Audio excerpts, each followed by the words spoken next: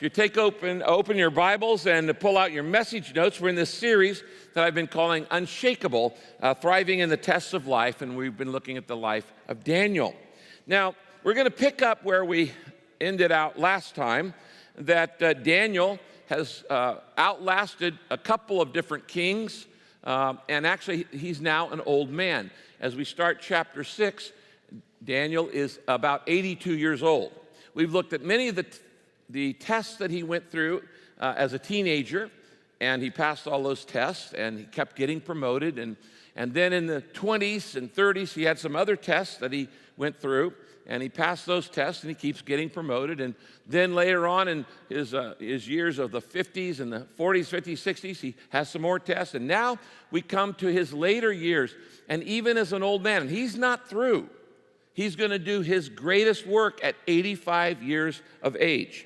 Now let's pick up where we were last time, where there's a change of kingdom. The Babylonian Empire had crushed the Assyrian Empire, and now the Persian Empire has crushed the Babylonian. And so Daniel's got a new boss again, and it's changed. Well, let's watch this on the screen. The Bible says this in Daniel 5:29. King Belshazzar, remember, that was the guy who had the writing on the wall. Remember him?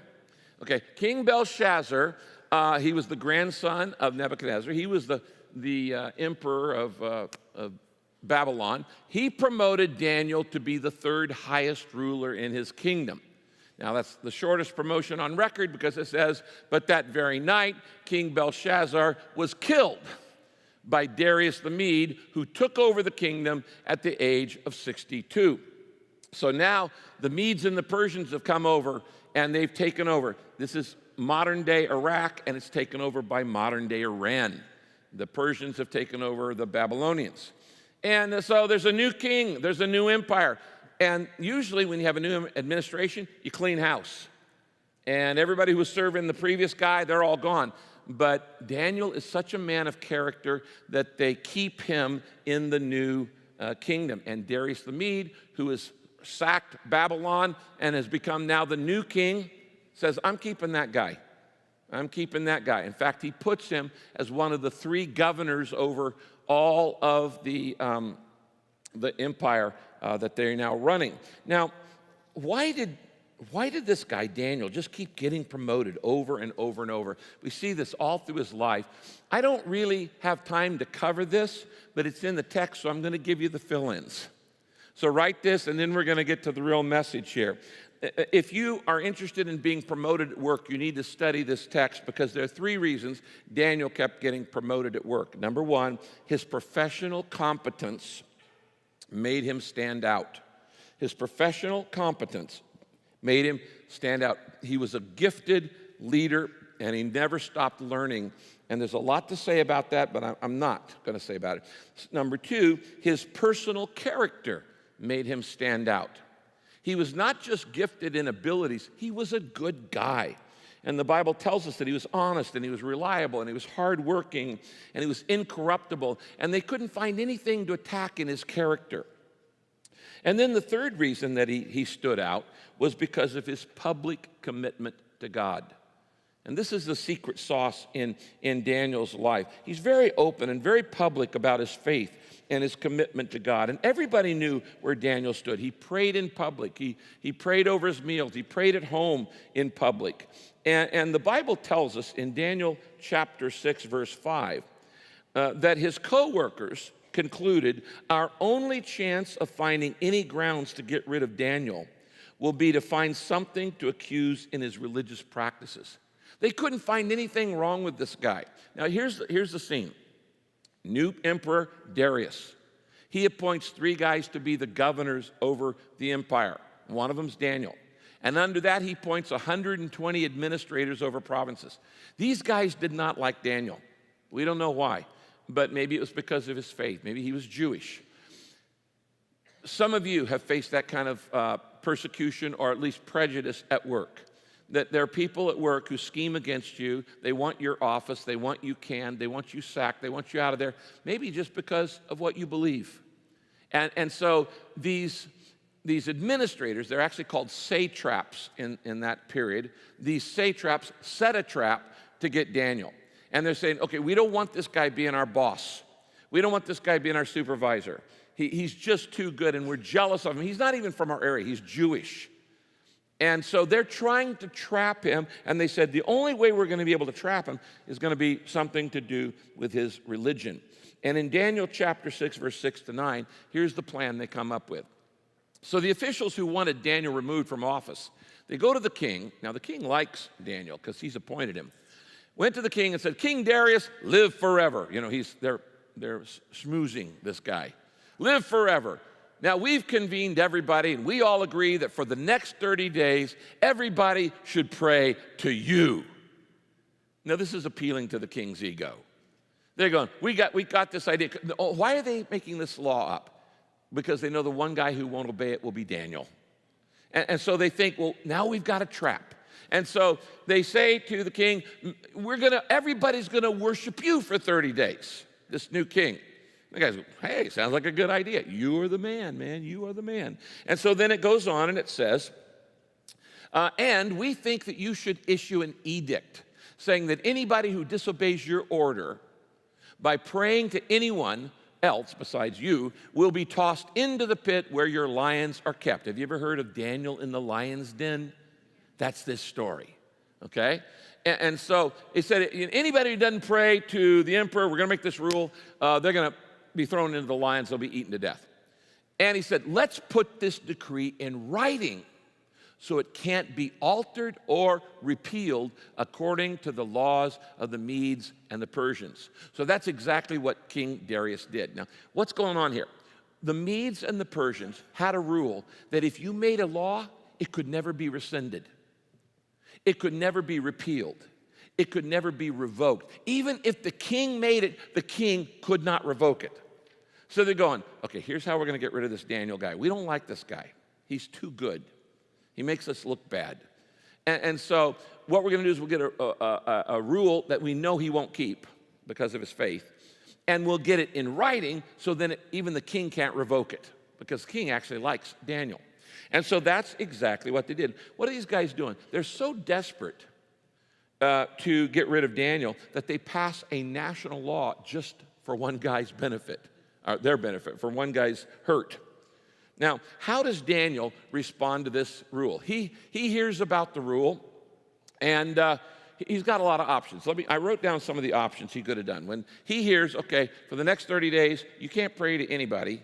You can't pray to your own God. You can only pray to the emperor. You can only pray to the king. So here's some possibilities. He could accept the law and just fake pray to the king for 30 days. He could go around and publicly protest with picket signs, will not pray, will not pray. That's not going to do any good because it's not a democracy.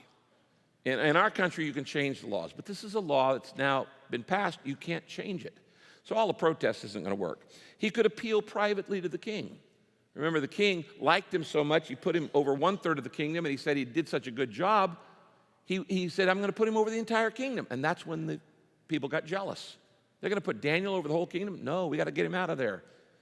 And so he could have gone to the king and said, hey, king, we're buds here. Can you cut me some slack? I'm Jewish. I worship the one true God.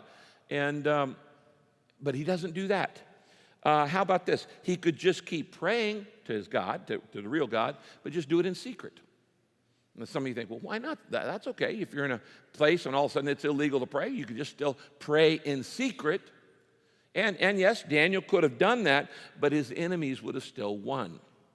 Because the whole purpose of this law was to make this one guy, Daniel, pull back on his faith, to be embarrassed by it, to be ashamed of God, and to not be public about his faith. They're trying to shut him up. They're trying to take away his religious liberty. Does this sound familiar? What you're doing, Daniel, is not politically correct. We don't want you praying in public. We want you talking about God.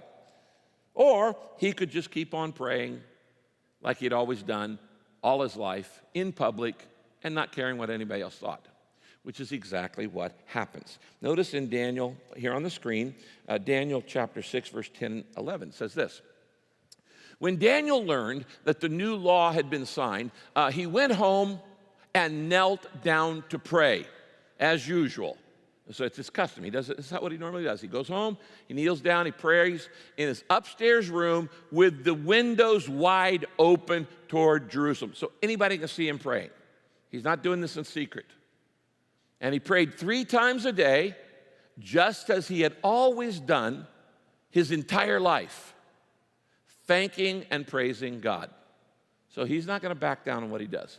And it says, so Daniel's enemies went together to Daniel's house to catch him praying and asking God for help. And of course, he knew this was going to happen. They knew it was going to happen. It's the whole reason they did this. Now, why did Daniel do this? Why was he unafraid of this law?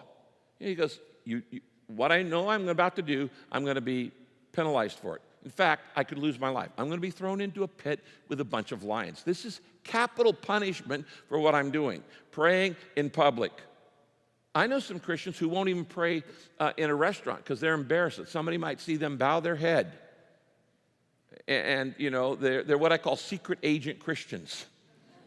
You know, and years and years ago, there used to be a Lady Clairol commercial about coloring, and it said, only your hairdresser knows for sure. Some of you are old enough to remember that, if she colors her hair or not. I think there's some Lady Clairol Christians out there. Only God knows for sure if they're really believers, because they don't let anybody know it. They're very not public about their faith. Daniel goes, sorry, I've been public about my faith my entire life. And so he opens his window. Who opens the windows? Daniel does, knowing. What is this? This is an act of civil disobedience. He's going, I know what the law says, but we have to obey God rather than man. And so I'm going to publicly disobey the law because God's laws are more important than man's laws when they contradict each other. So he throws open the window and intentionally does it's not showing off. He's done this all his life. He prayed in public. He talked about God in public. He was very public about his faith. And he stood strong for God publicly. Now, why was Daniel fearless? Why was he unafraid to stand out at work? Why was he afraid to speak up for God at work? Well, I studied this text, and let me give you 3 summary statements. Write these down. And if you want to have courage at work, you need to know these 3 things. If you want to stand out at work and you want to speak up for God at work, you need to know how Daniel did it. Number 1, he remembered that God was faithful in past tests. He remembered that God was faithful in past tests. And what I mean by that is through his entire life, he looked back and goes, you know, every time I've gone through one of these tests or threats, I trust God and God takes care of me. When I was a teenager, I said, I can't eat that kind of food. I have to eat kosher food. And God took care of him. When they in the previous king said, you got to bow down before this golden idol or you get thrown in the furnace, he said, we're going to have to trust God. And they trusted God and God took care of them. And when he had to deliver bad messages to previous kings and say, sorry, your time's up, you're going to die tonight. Nobody wants to tell a king you're going to die tonight. But he told them the truth, letting the chips fall where they may be, and God took care of him every time. When you start to feel frightened and think, I can't talk about God at work. I can't talk about God at school. Because other people may get threatened, or they may threaten me, and I could lose my job, and I could lose my house, or I could lose my promotion, or I could lose my friends, or reputation, or whatever. You need to remember how God has been faithful to you in the past. The second reason he was fearless is because he had a conversation with God 3 times a day. That's what that verse just said. It says that he would kneel down to pray as usual in his upstairs room, windows wide open, and he prayed 3 times a day, just as he'd always done his entire life. Okay, he has a conversation with God 3 times a day. Do you think if you talk to God 3 times a day, every day of your life for 82 years, that might make you more bold? Yeah. You think if you had that kind of, you had a conversation with God 3 times a day, for your entire life, do you think that would make you more confident, less worried about what other people think, less worried about the disapproval of other people? Yes, absolutely. Now, I'm going to give you a sentence right now that if you don't get anything else I say this weekend, this is the message summarized. The key to standing strong is kneeling often. You might write that down.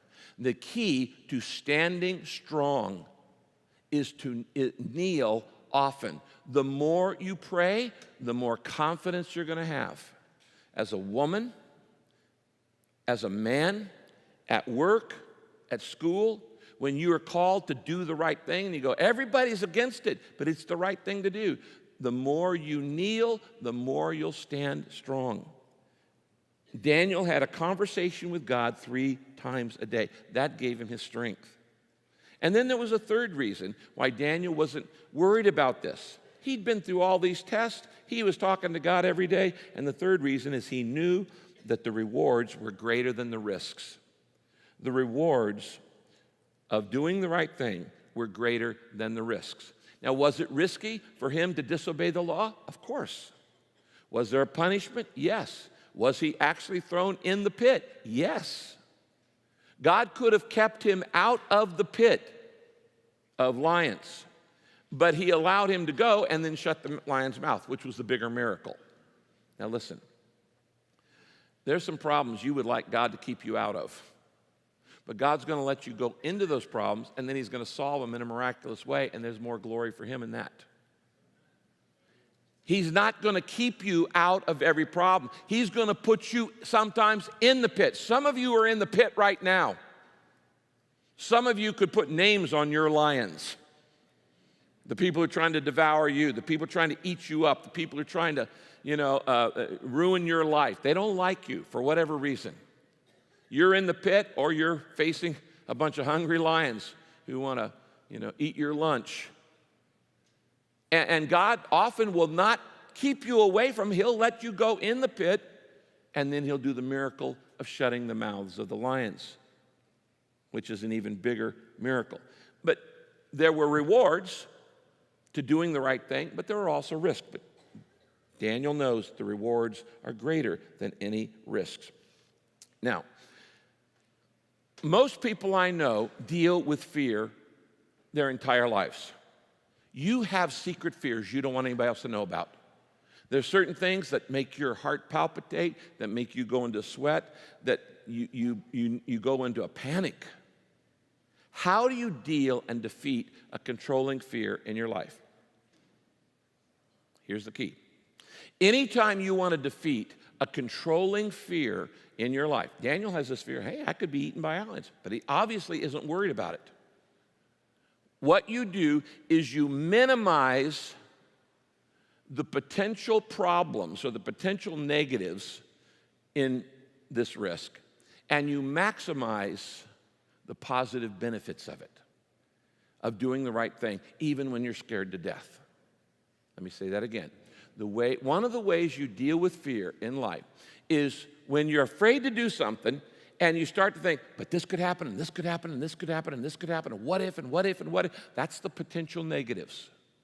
And you spend all your time focusing on that, you're just going to become more and more and more fearful. You have to mentally choose to shift your focus from the potential negatives to minimize the potential negatives, to maximize the benefits of doing the right thing. If I do the right thing, even though I'm scared to do it, what are going to be the benefits of it?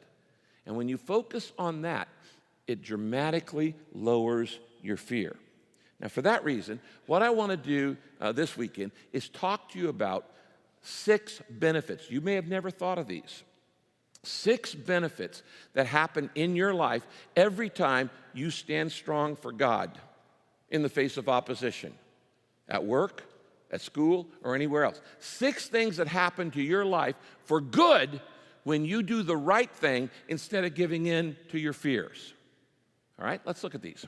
Number 1, and we'll learn all of these in the life of Daniel.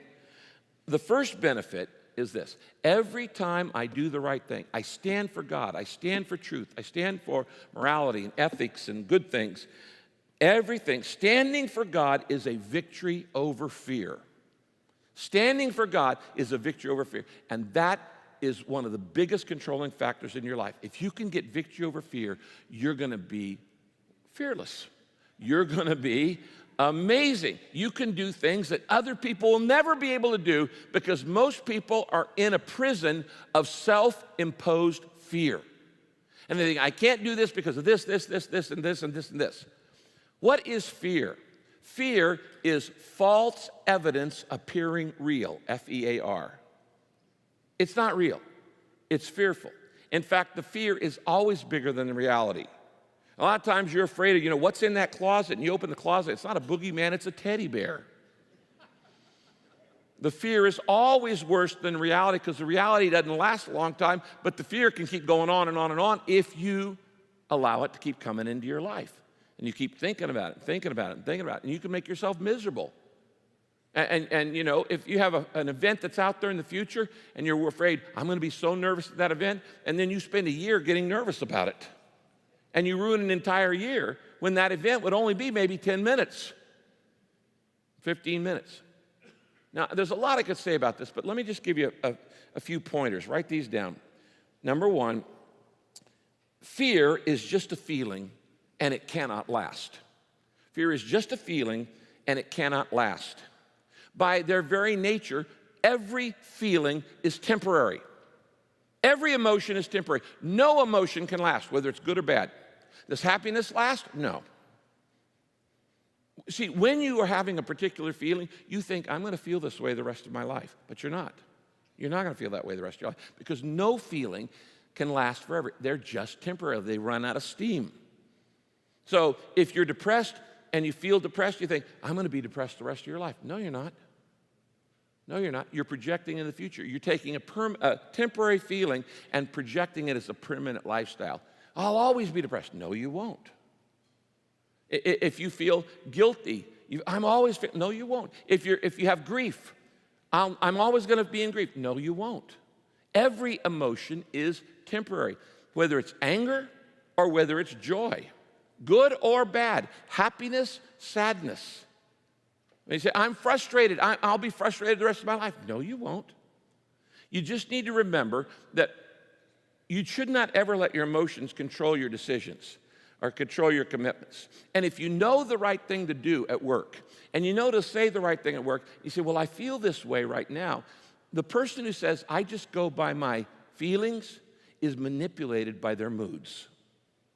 Your feelings lie to you all the time.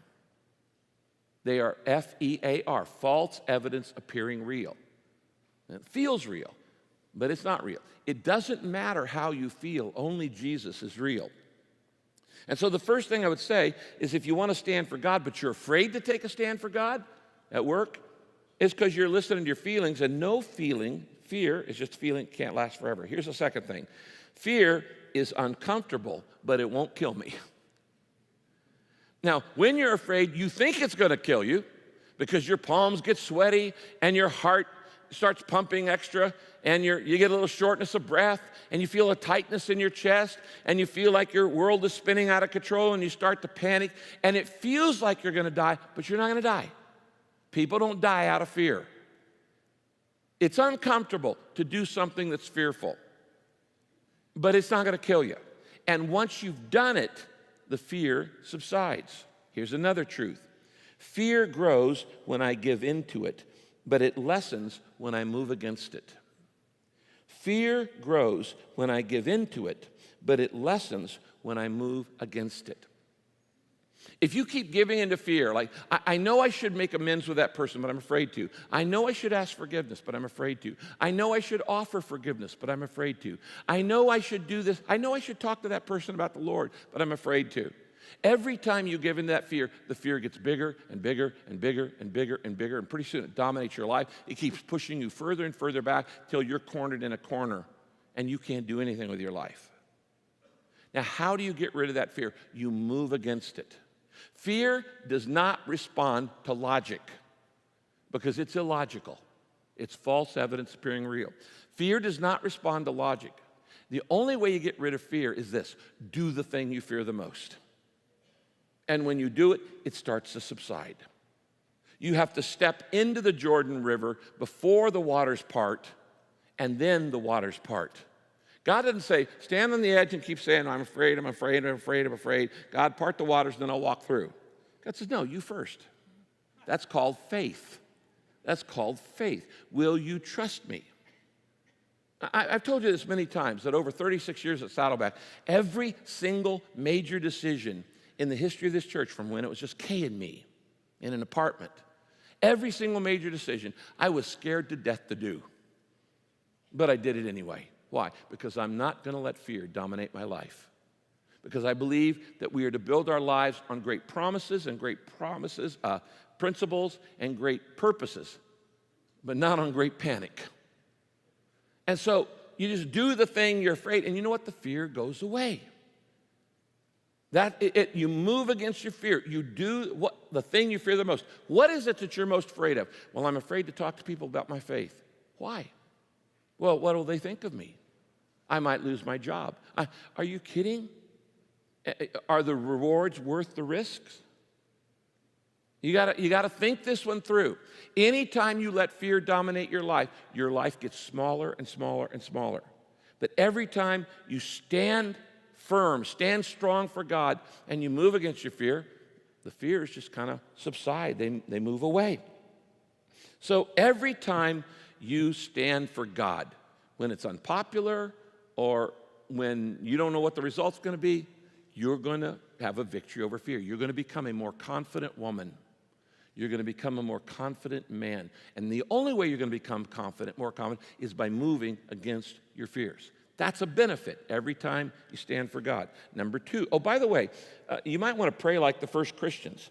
In Acts chapter 4, verse 29, it talks about the first Christians in the church at Jerusalem. And it says this, Lord, you know the threats people make. So help us as your servants to speak your word without fear. Now, they had it a whole lot worse than you and I do. When the first Christians were living, they're in the Roman Empire. It's against the law to be a Christian. If you identify yourself as Christian, you're more than likely going to be fed to lions in the Colosseum. Or they're going to hang you up on a cross, like they did Jesus, on the Appian Way. Or as Nero did, tar and feather you and light you on fire. And so to identify yourself as Christian in those days meant pretty much certain death in the Roman Empire. And they said, Lord, you know the threats people make. So help us as your servants to speak your word without fear. What are you afraid of at the office?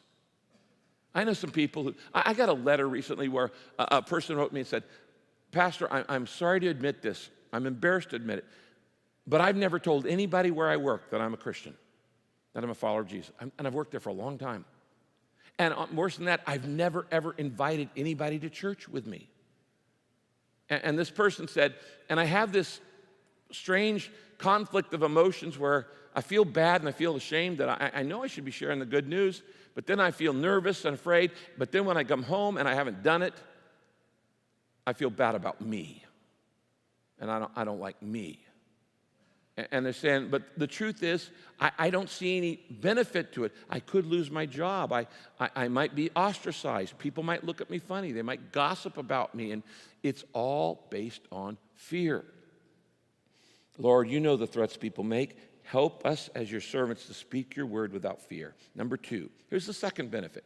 When you stand up for God, when it's the right thing to do, even when it's unpopular, standing for God builds my faith and character. Standing for God builds my faith and character. Character, that's who you are. Reputation is what you want people to think you are. Character is what you really are. It's what you are in the dark. Character and faith are like muscles. And the only way you build a muscle is by stressing it. That's why that's the power of weightlifting. When you lift weights, you're straining your muscle, you're stretching your muscle, you're stressing your muscle. The only way your muscle grows is when it is stressed, strained, and stretched. You're not building any muscle sitting at home, eating bonbons and watching how much does that dress cost. It's my favorite show. I don't know about yours, but you're not developing any muscle, any spiritual muscle, emotional, relational, or physical muscle sitting there. When you play it safe, your life gets weaker and weaker and weaker.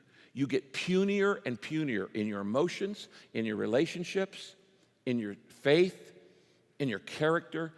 when you're not straining, stressing, and stretching your faith, stretching your character.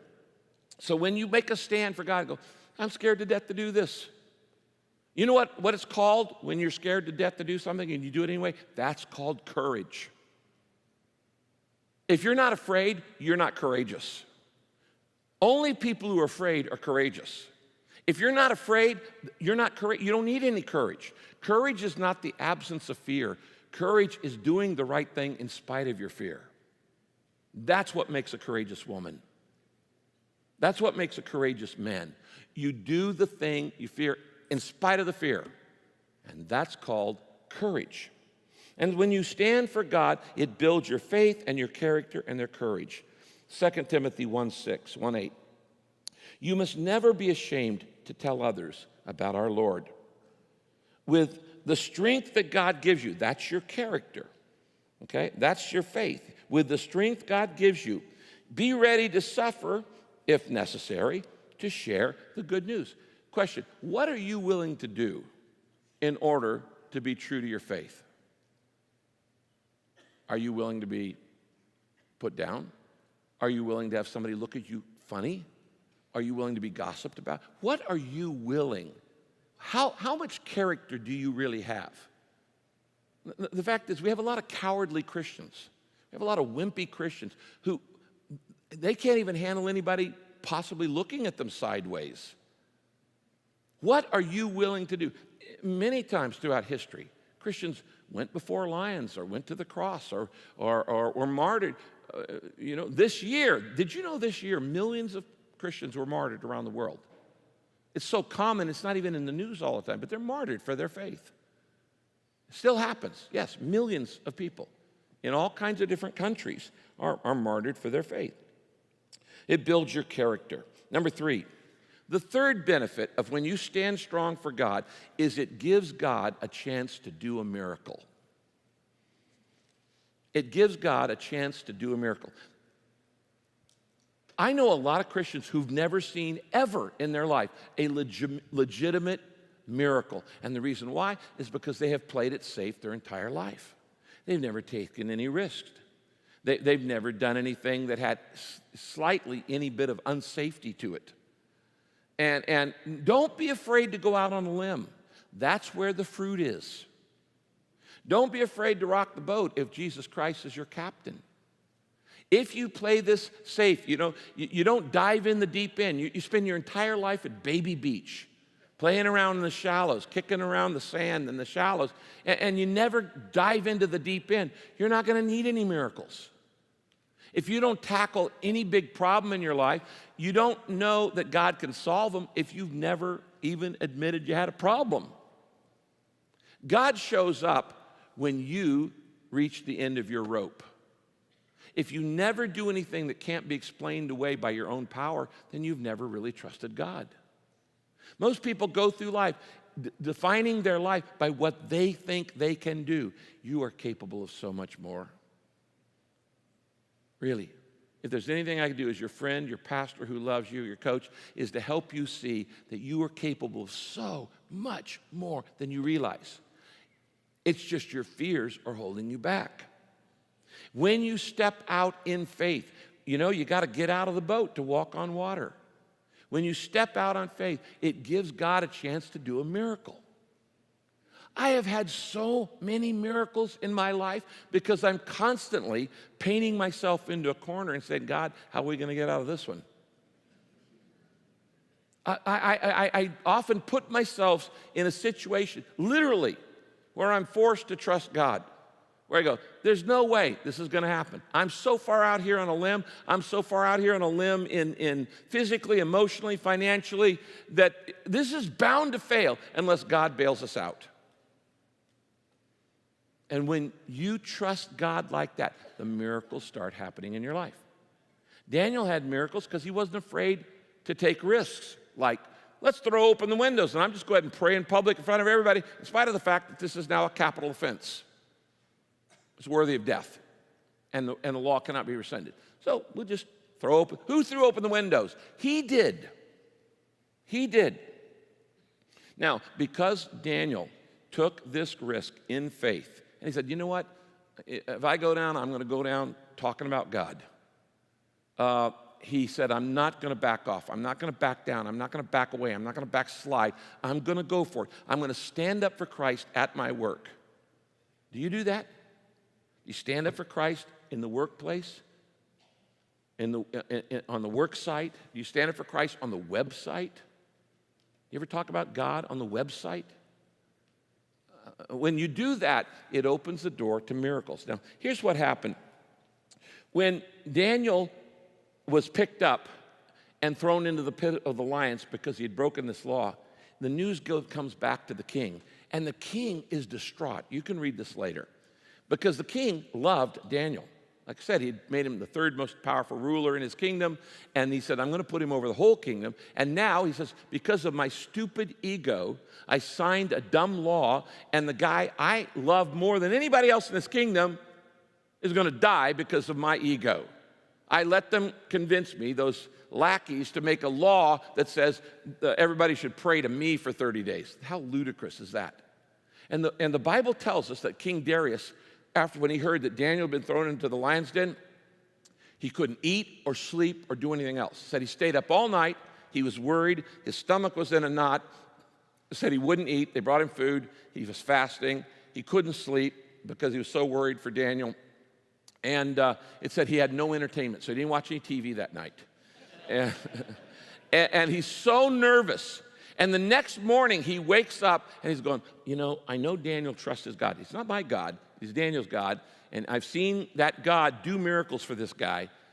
I wonder if he helped him out. And here where's we pick up the story. Daniel 6, verse 19.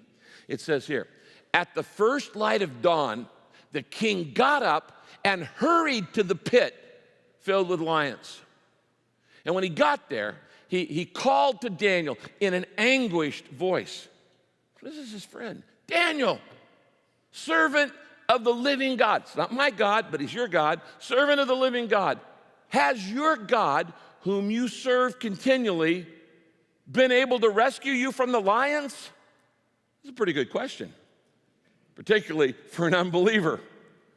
Okay, the God you claim to worship, did he bail you out? Did he save you? Did he rescue you?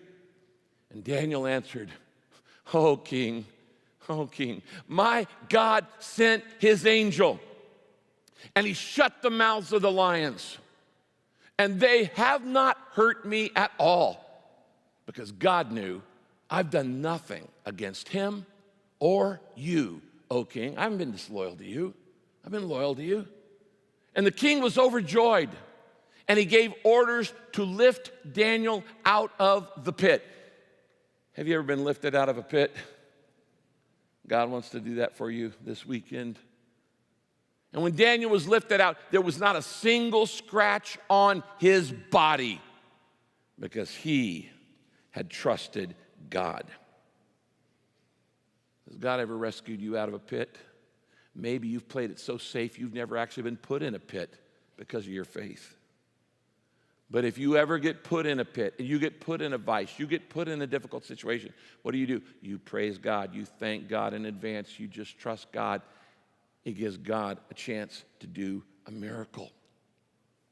There's a fourth benefit. Number 4, when you stand firm, when you stand strong for God publicly at work, it encourages other believers to stand up. Did you know that courage is contagious? When you are contagious, it causes other people to get contagious. And when you stand strong for God, it causes other people to stand strong for God. Did you ever see Braveheart? They're all willy-nilly, wimpy, scared of the English guys. Then one guy goes, freedom! And everyone goes, yeah, freedom! And they go running into battle with picks and axes and stuff like that. Why? Because courage is contagious. And when you show courage, you may just be surprised how many people come out of the woodwork and out of the shadows at your work, at your job site. They're just waiting for somebody to be a leader.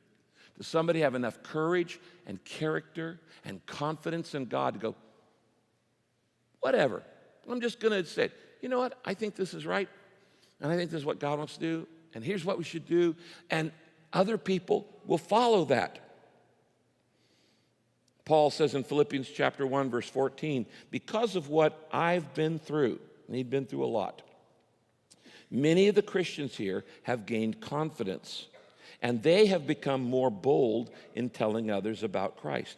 If you'll just be bold a little bit, it'll bring boldness out of other people around you, because courage is contagious. Then number 5, a fifth benefit of when you stand for God, even when you're scared to death at work or in your neighborhood or on the golf course or wherever. It is a powerful example to unbelievers. It is a powerful example to unbelievers.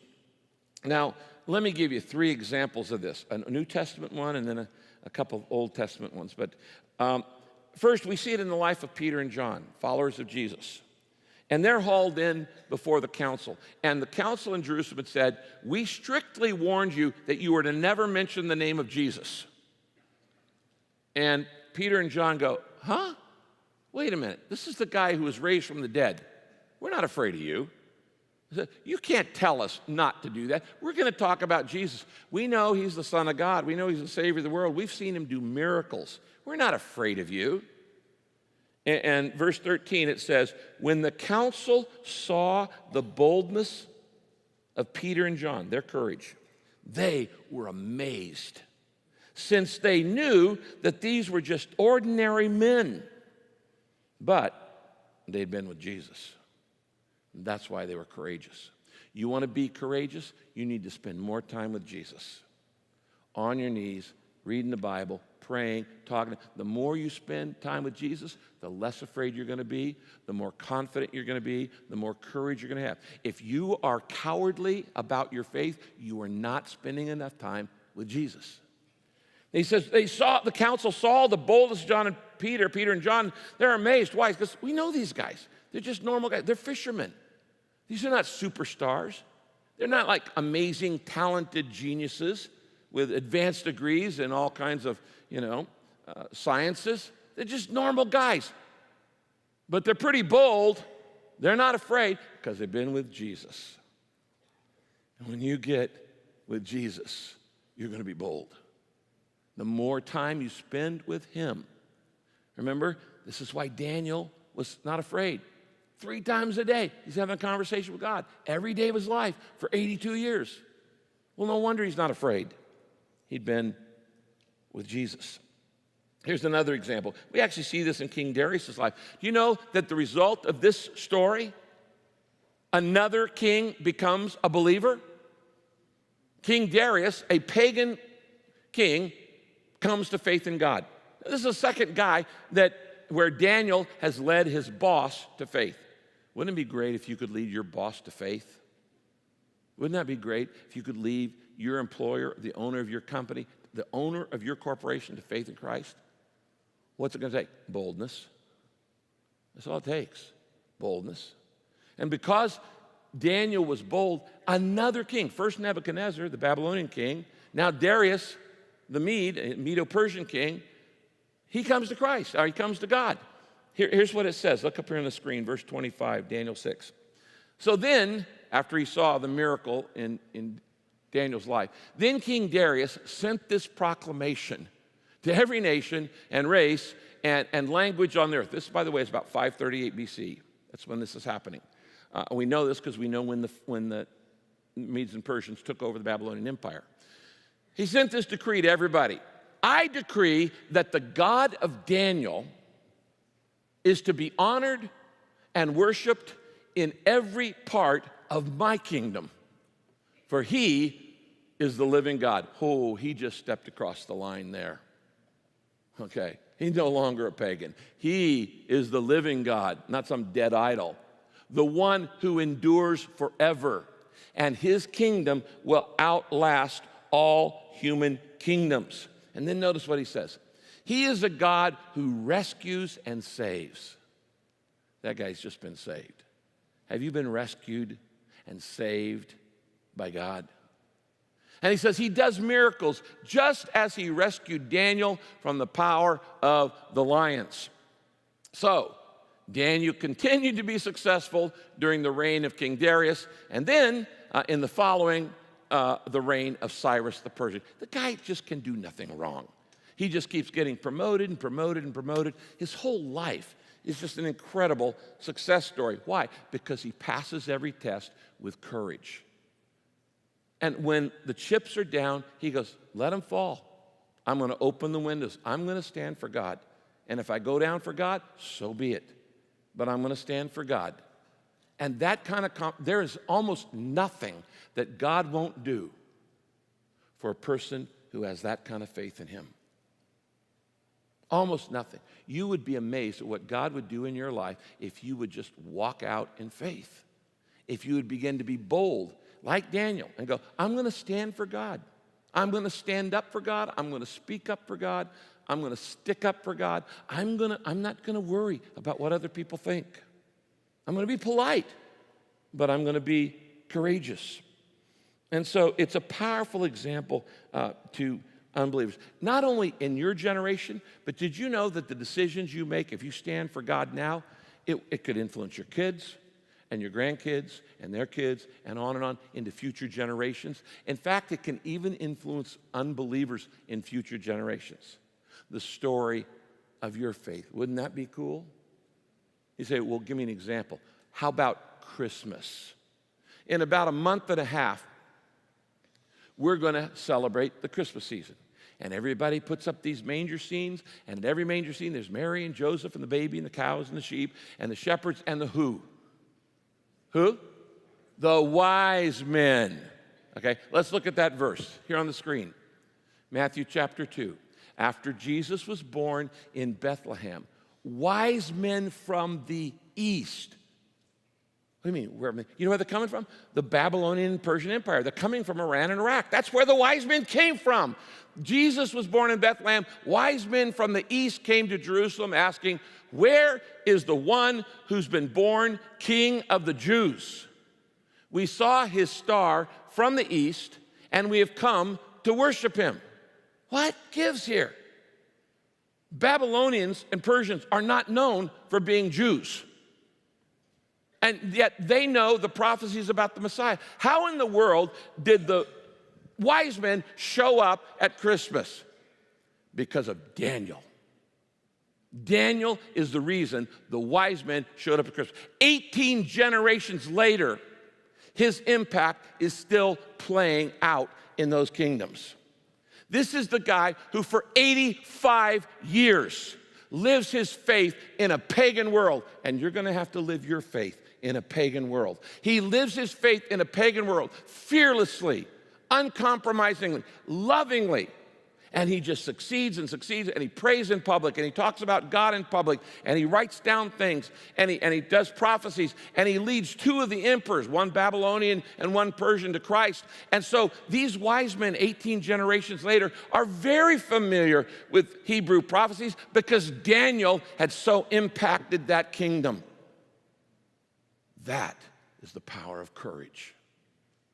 That is the power of standing strong for God when everybody else in the kingdom around you is going, that's not right, this is right.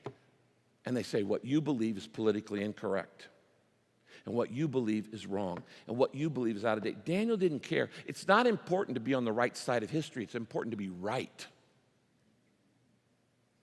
And Daniel was right. And 18 generations later, wise men from the east, from these two empires, come to worship Jesus. That is the power of one man totally committed to God. Not a wimp, not a coward, a real man, a real woman. And we still see the impact of his life today. Now, there's one other benefit. Okay, all of these things happen that standing for God's a victory over fear. It builds your faith and character. It's an opportunity for God to do a miracle. It encourages other believers to stand up. It's a witness. It's a testimony to unbelievers. I believe your best example to non-Christians around you, your two best witnesses are probably A, how you handle pain, and B, how you handle something that's unpopular. Do you have courage to stand up for what you say you claim to believe? Your courage in opposition and your steadfastness in pain are your two best witness, testimony, example to the world. And Daniel did this. Now, the sixth thing that happens, the sixth benefit of every time you stand strong for God is, I will be rewarded in eternity. Now, the fear you feel, it's temporary. It's going to last a few seconds or maybe a few minutes. But the benefit is going to last for trillions and trillions and trillions and trillions of years, because God is watching to see who trusts him. God is watching who's willing to lay it on the line. God is watching to see who is willing to stand up for him. And Jesus said, if you stand up for me, I'll stand up for you, for my Father in heaven. Here's what Jesus said in the Sermon on the Mount, Matthew chapter 5. Jesus says this, consider yourselves blessed if people put you down or throw you out or speak lies about you because of me. Oh, let me stop right there. Circle because of me. It doesn't say you're blessed if people put you down or throw you out or speak lies about you because you're an idiot. Okay.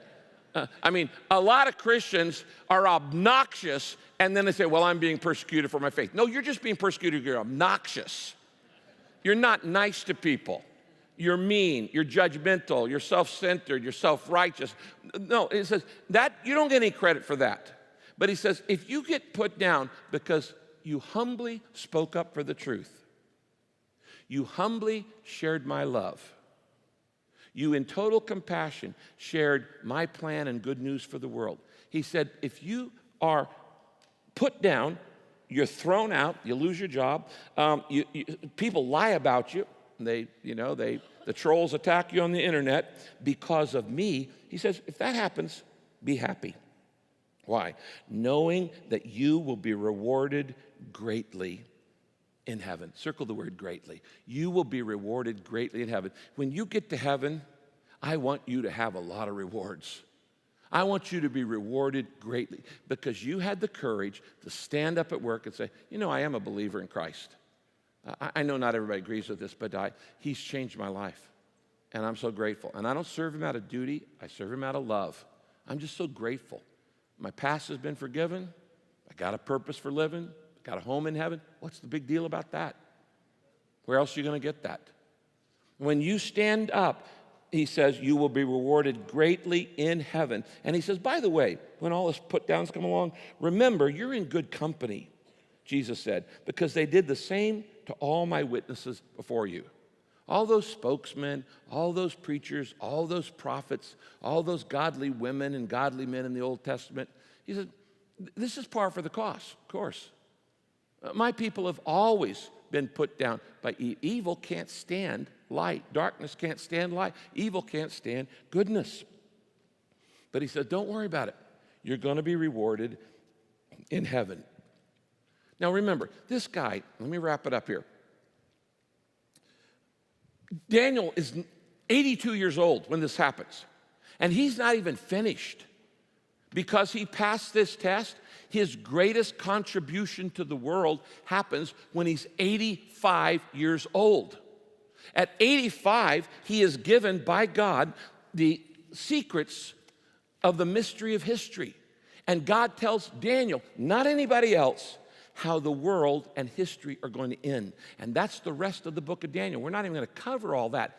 Scholars have studied it for years and years and years. It's brilliant. And he reveals things that nobody could have known any other way. And he's getting this at 85 years of age. Daniel started strong as a teenager. He's starting strong for God. And then he became strong in his 20s and 30s. And then he stayed strong in his 40s and 50s and 60s. And now at 85, he's ending strong. I want you to end strong. The truth is, most people don't end life strong. They just trying to coast into it. He's at 85. He's still being used by God. I know people who check out at 55. And they start going, you know what? I've already served my time in the church. Let somebody else serve. I've given to 5 building programs. Let somebody else give. And they're checking out, and they're limping in and they're to the finish line, and they're coasting in, and they're wasting their life. Maybe you just don't realize that your greatest contribution will be at 85. But the only way you're going to know that is kneel daily and have a conversation with God. And if you stay close to God, your best days will be the rest of your days. You know, Daniel at 85 is not retiring. You know why? Because the word retirement is not in the Bible. Okay, maybe you were paid to be good, you got a salary, but now in retirement you're good for nothing. God, if you're alive, God does not intend for you to coast. God never intended for you to coast through life. God never intended for you to be unselfish, serving, and giving, and the last 20 years of your life be totally self-centered. If you're going to be self-centered for the next 20 years, God may as well kill you because you're no use to anybody else. God didn't put you here to live for you. And if you got more free time now, He expects you to use it for His glory and to stand up and speak out for Him. His most important contribution came at 85 years of age. Why? Because he prayed. Now, I want you to pull out this commitment card inside here. It says, my commitment to pray like Daniel. I want you to finish well in life. More than anything else, I don't want you to limp into the finish line. I want the next days of your life, whether it's 5, 20, or 50 years left, I want the rest of your life to be the best of your life. And it's going to start with praying like Daniel did.